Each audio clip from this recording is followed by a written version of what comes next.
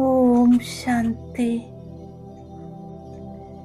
ബാബ അവ്യക്ത സൂചന നൽകുന്നു.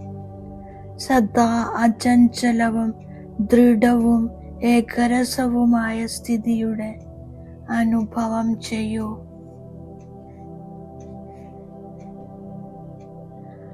ഓൾറൗണ്ട് സേവനം ചെയ്യുന്നവർ പ്രത്യേകമായി ഈ കാര്യത്തിൽ ശ്രദ്ധിക്കണം. എങ്ങനെയുള്ള സാഹചര്യമായാലും സ്ഥിതി ഏകരസമായിരിക്കണം.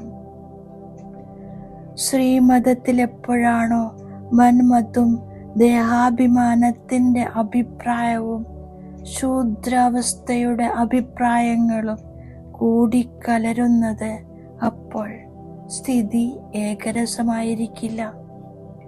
മനസ്സ് വ്യത്യസ്ത രസങ്ങളിലേക്ക് പോകുമ്പോൾ സ്ഥിതിയും വ്യത്യസ്തമാകുന്നു.